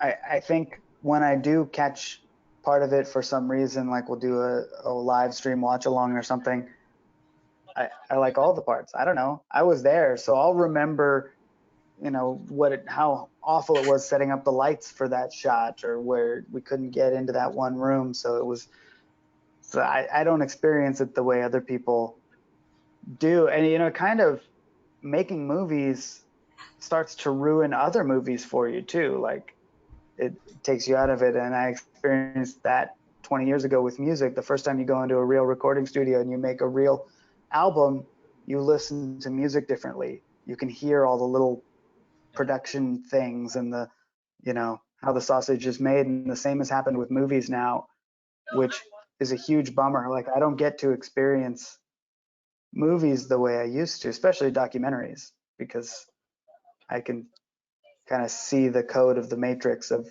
how things were put together. And I end up thinking about, oh man, that song must have cost them $10,000. How'd they get that thing? And oh, the paperwork on that must have been so annoying. And God, how did they get the permission to have that, backdrop there with that logo in it? Oh my God, that must have been such a nightmare. So that I definitely don't have comes up. So a favorite. My sometimes favorite part is making them. I ruin a lot of films for Heidi because I'll be sitting there and kind of picking apart the technical sides of it sometimes. but at the same time, it also makes me appreciate more some films. Our regulars know I talk all the time about Dunkirk in 1917 because of more so than anything, the sound production on Dunkirk and the camera movement in 1917 were like unlike anything that I'd ever seen on screen. And so for I went beyond enjoying the film to be seeing there like, okay, from the filmmaker perspective, how the hell did they do that? And I even watched the behind the scenes thing and still, how the hell did they do that? How the hell did they do that? And oh man, that sound is so good on this shot. So it's you're right. It takes me out of the element of enjoying the film for the entertainment value, but I also get the entertainment value of admiring other filmmakers' work. Do you get that? Yeah, 100%. With 1917 is the one shot movie, right? Where it's supposed to look like one shot, but there's a few breaks. The same thing. Like, I don't remember what happens in that movie, but I know it's amazing from a filmmaking standpoint. But I was so taken out of the story watching for like, oh, how'd they get the camera through there, and how did they adjust the exposure for the lighting change when they went to that place where it's much darker? And I'm, my brain is just on the technical of like, how did they do the sound here? There's no microphones. Is it all ADR? Did they go back and re-record, or are there hidden microphones in that shot that I can't see? Or did they take them out with CG? And while my brain is doing all that, a whole scene has happened with dialogue that I didn't listen to and things happening. I don't know what happened. So yeah, I can appreciate it, as a craft for sure. I still appreciate everything. Same with music. If somebody plays an amazing thing, it's still amazing whether I know how they did it in Pro Tools or not. Taylor, having watched one of your movies of the audience watching your movie and getting a reaction that you just didn't really think about, but you have a strong reaction to the audience, does that kind of make you rethink how you did that and how you can improve on that? That you got some momentum going there that you didn't really see when you shot it, but the audience really responded to it? That kind of change your perspective on going forward on other projects to try to recreate that type of moment for the audience? Yeah, 100%. And I also, I'll tinker with things. So if I'm lucky, I get to show my movies in film festivals and experience them with the audience before they're locked, before I've ordered the DVDs.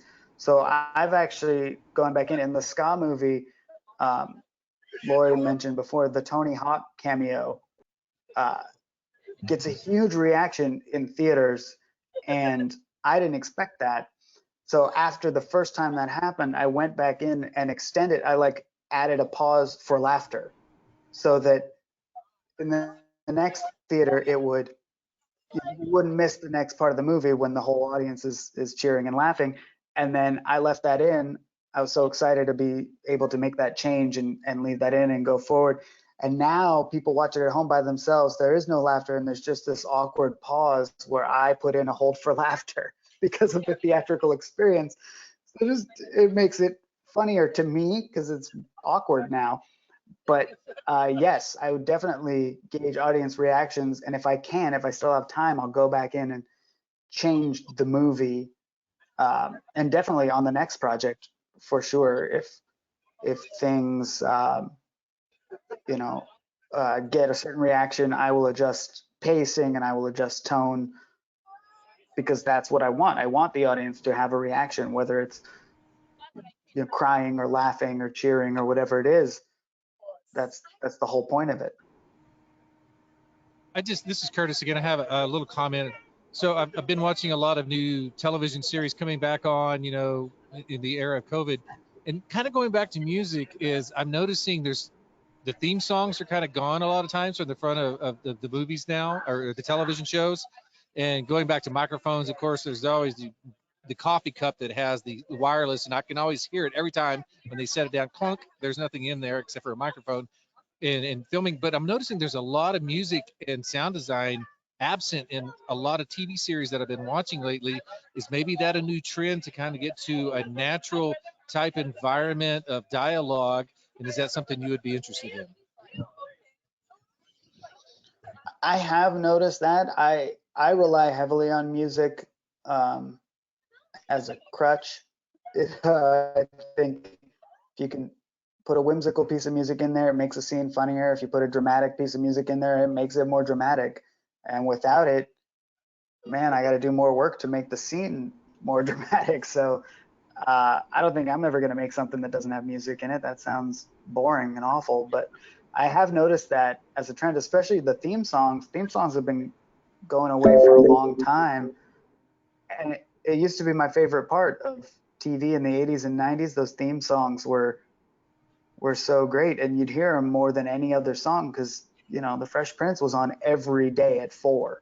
So I heard that song every day at 4, and I only heard Michael Jackson once every couple months on the radio. So TV theme songs were such a big part. There's my next documentary. Look at that. We forgot to miss TV theme songs. You did it. Yeah, Mark was just saying that immediately. I mean, you could go down the list. I couldn't really name any theme songs for a lot of the popular TV shows over the last decade, but there is a laundry list. Taylor, you and I could go for hours discussing just TV themes from the 80s and 90s alone. Yeah. I mean, occasionally there's things that come to mind, like, I don't know, True Detective and a couple others, but I mean, it's few and far between compared to like I have some albums. I have some albums on vinyl and on CD that are nothing but TV theme songs.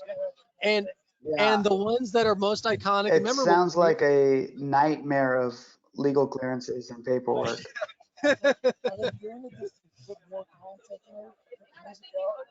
Maybe. I mean, that's a possibility, but I mean, maybe it's just kind of the way production trending is going. Right. Well, we are at 8 o'clock, Taylor, so I will let you get back to unpacking your new home.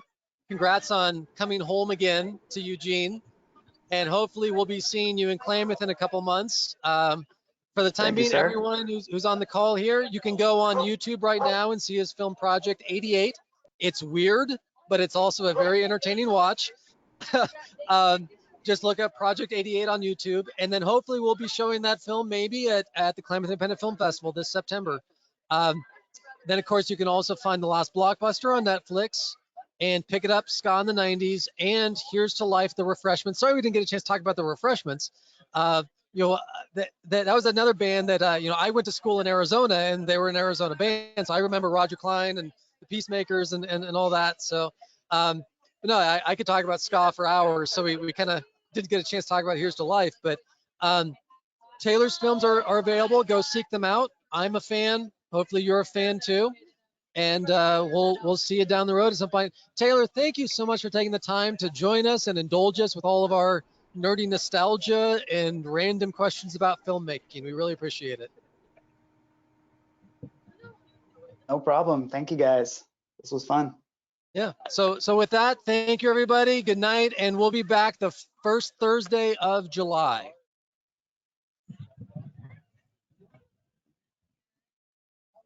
Thank you.